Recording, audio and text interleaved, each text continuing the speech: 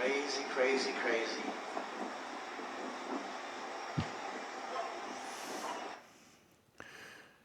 So, I just got done watching a video from a buddy of mine that's living in Cebu right now. Actually, he's going to be the first guy that I visit when I go out there. And they just had a Category 5 Typhoon blow through. So, yeah, he's taking some short videos and stuff of the damage outside of the complex that he lives in. Crazy. But, I'm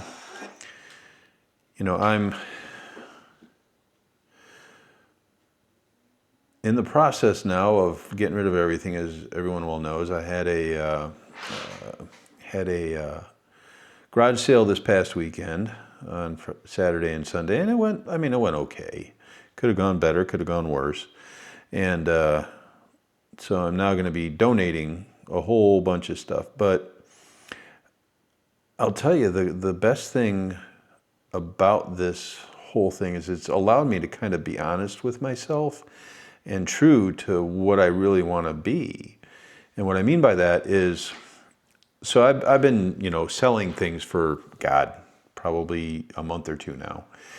And, every opportunity that I've gotten through this, I've found that, because once again, this is stuff that, yeah, I've collected over the last, years. And a lot of it is, it's just stuff that I don't really, some of it I haven't even seen in years, to be honest with you. I was going through the boxes in my garage and I'm like, holy crap, I didn't even remember I had half of this stuff. But I will, I got a lot of opportunities though to kind of prove what my philosophy is in this whole process. And what I mean by that is I've met some actually really interesting people while selling the stuff that I have. And, the initial reaction to most people when they hear what I'm doing, it blows their mind. They think it's cool and they think it's exciting. But most of them are like, God, that's just crazy. The fact that I'm willing to just get rid of an entire house full of stuff and limit myself down to a backpack or two of things. Most people just can't comprehend that. And, for me, it's extremely liberating, but also in the same vein, I'll tell you just kind of a couple of the different interactions that I've had. Because like I said, I have a lot of stuff, and I had 3 different 3D printers in my garage that have been sitting there ever since I moved into this house, because my garage was just so packed I couldn't even get to them. And, I sold one of them to this guy. Actually, his name is Steve as well. And, he just wanted something that him and his girls could get into. He's got a couple, I don't know if they're teens or preteens, I think preteen girls. And, but he's a guy that had been laid off from working at one of the military bases here about a year ago. And so he's kind of down on his luck as far as that stuff goes. His wife still is working actually at the same base. But, he came in and bought the cheapest printer out of the bunch that I was selling. And it was a Delta printer, for anyone that really is curious, FL Sun Delta printer. And but I gave him a bunch of extra stuff, and then he actually contacted me the day after because the thing to level the print head wasn't in the package, and just so happens that he came over and I was able to find it, and I gave him a few other things too. And and he offered his help, even though this man had just gone through a surgery with his wrist and his hand. And so he actually, had it all wrapped up when I first met him, and actually couldn't even, shake hands with him because, it was his right hand that he was having the problems with. And so, he kind of latched on to me a little bit. I guess he enjoyed some of the stories and stuff that I had and some of the history that I've been through. And, at one point it got a little creepy, I will admit. But long story short, he ended up coming over when I started getting this garage. I figured I'd reach out to him because, it sounded like he wanted to kind of get out and about. And so I reached out to him when I was getting ready to go through my garage and kind of start getting everything ready for the garage sale. And, he came over and helped best he could. Like I say, it was, down to one good hand. He couldn't really lift anything with the other hand. And he helped me out for an entire day. And then I brought him in the house and made him some Hungarian hot dogs, which are originally from Toledo, which is the city I was born in. And, he fell in love with that and texted me all this stuff about it. And ironically, he actually brought his family, well, I guess it's not ironic at all, really. He brought his family over to the garage sale. And actually his wife and the kids showed up like 2 or 3 times to the garage sale. And in the end, I ended up giving them a bunch of stuff. His wife is a Pisces, and so I had like a bronze dolphin statue that I'd been trying to sell for a while. It's just nobody was willing to afford it. And he had mentioned to me that his wife was a Pisces and really liked the dolphin stuff. And so I just gave it to her, because the way I'm looking at it is, like I said, this is all stuff that I've had sitting around here, and I really don't want to throw it out, but I also want to be able to give it to people that can appreciate the stuff. And so I gave them that, and I had a pretty significant collection of these gold stamps that were replicas back in the day, and ended up giving those to him too, and a bunch of other stuff. And it really doesn't matter. And well, his one daughter is into music, I think they're both into music, but I had this old ukulele, and it's not even like, and I don't even know where I got it from, to be completely honest with you. Missing a string, and apparently during the garage sale she picked it up and was kind of strumming it, and so I gave it to her, and I told her I expected it to, get all the strings put on it, and then I'd like to hear something made on it eventually. But I got to meet this family, and then him and his wife came by. Once the garage sale was done, like I said, I still have a garage full of crap. I reached out to them, and I'm like, just come on over, and if there's anything there that you want, just take it. And so him and his wife came over, and they went through it, and and she asked me some advice as far as careers and following passions and things like that, because I guess they're both have a lot of things that they want to do, and she's in IT security right now, and in my background I have a lot of that too. And so it was really nice to kind of get to know them a little bit better. And long story short, I'm actually going to be bringing making Hungarian hot dogs for his entire family sometime here in this next week. And then there was another lady that had reached out to me, and this was a little while ago, a week or two before the garage sale, that I had a big brown leather couch that I never even really sat on, to be honest with you. And she came out, and she had just moved down here from, I think, Alaska, if I remember correctly. And she, we started chatting and stuff, and apparently she's an artist. And so, while she was here, she, I was like, well, is there anything else that you'd really like? And she looked over, and on my mantle above my fireplace, I had a Yadro statue that I had bought down in Jamaica back in like 1995. And this thing's been traveling around with me through all my moves and all that stuff. And it's a beautiful little statue, but it looks bronze, but it's ceramic. And it's a limited edition thing. And it was worth a nice little chunk of change. And, when I explained all that to her, she's like, yeah, there's just no way that I can afford it. And so she ended up paying me for the couches, and she's like, I have to come back the next day and have a couple guys help her to move the couch. And so they came back the next day, and yeah, these 2 young guys, helped her get the couch out and load it up. And then while she was here, I'm like, I got something else for you. And I ended up giving her that Yadro statue because I know she'll appreciate it. And,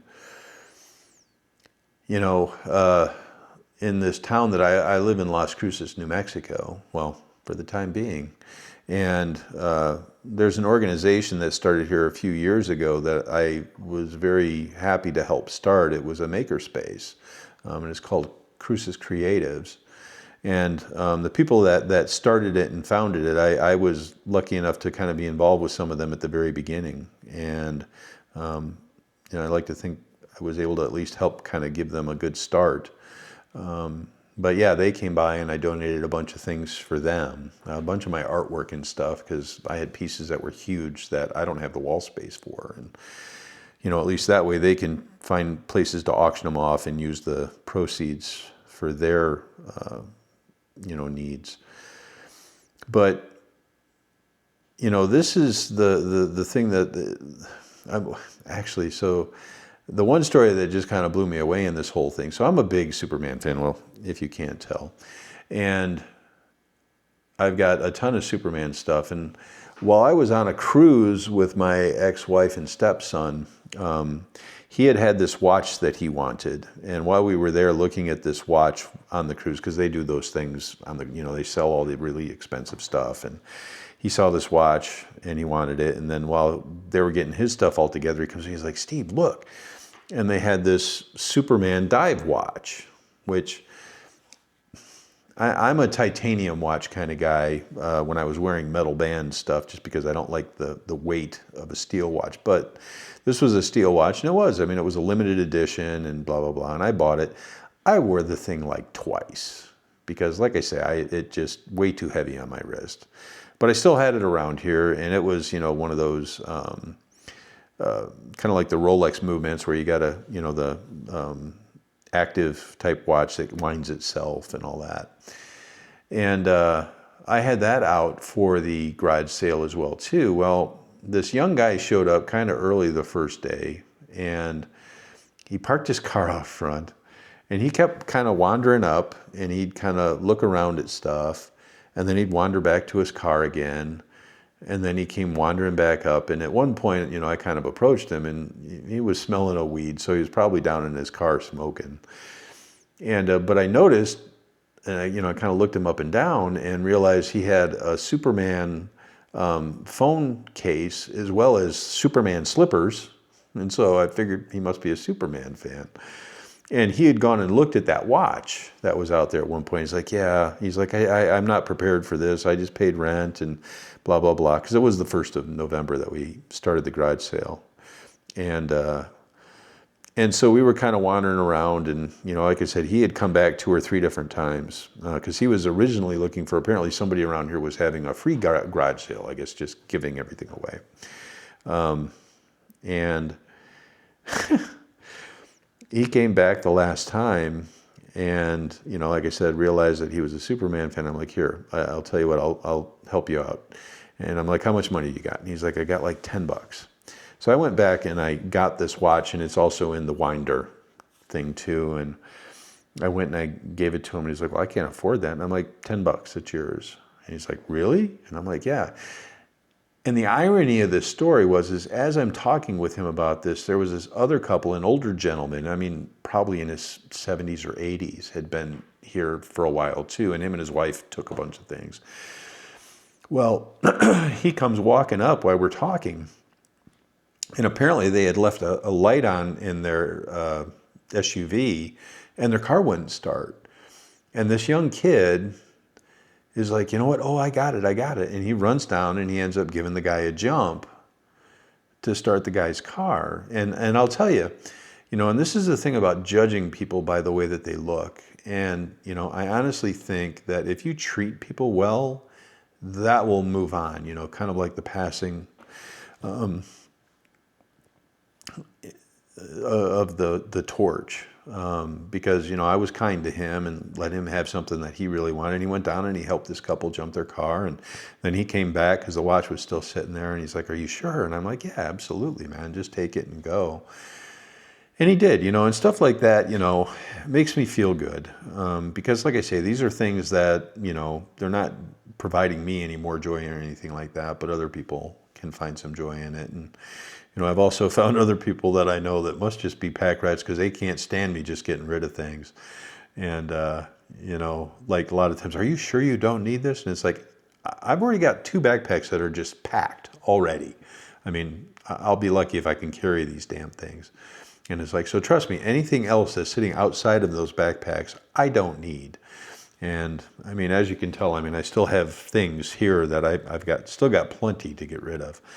But the point right now is just trying to get my house listed. So, and, try and get through that process as fast as possible. And, my buddy that was in the Typhoon, him and I chatted just briefly after I saw his first post on it. And, he's really excited that I'm going to be coming out there. And I told him, I'm like, trust me, you're not any more excited. No one's more excited than me about trying to get there. So hopefully the rest of this process goes pretty quick. I mean, today it's a little bit bittersweet from one perspective, is that because we went and actually took my dogs from here, and my friend, who's also my realtor, is going to be housing them at her house so that I can keep my house clean, because my dog sheds like a beast, and of course then they poop everywhere outside too. So I got to get that all cleaned up so we can get pictures and all that stuff taken and get the house sold. So this will be my first night sleeping without my puppies ever since I've had them, probably 5 years almost. So, that's a little bit bittersweet, but I don't know how they're doing. She's not ringing me off my phone off the hook. So apparently they must be doing okay with her puppy. But, these stories, though, they warm my heart, man. I mean, just the fact that, had this other old guy that came in, and he was probably, at least 10 years, if not 20 years older than me. And I didn't know this guy at all. He was just at my garage sale, and we kind of started chatting, and he asked me about, what I was doing, and I, just kind of told him that, I'm just liquidating everything, and, going to get a couple backpacks and start in the Philippines and just go from there. And apparently, I think he had been in Vietnam, because he, asked if I was going to be going to Nam, and which may end up being one of my destinations. I don't know yet, but he was kind of jealous, and the end of his response is like, well, when are you leaving? I'm like, well, as soon as I get everything sold. He's like, it always happens that way. I finally find someone that I really like, and they got to leave. I found that kind of funny. But like I said, everything's coming together. And I'm excited. Not that I won't miss things and people here, but I'm ready for my next chapter. It's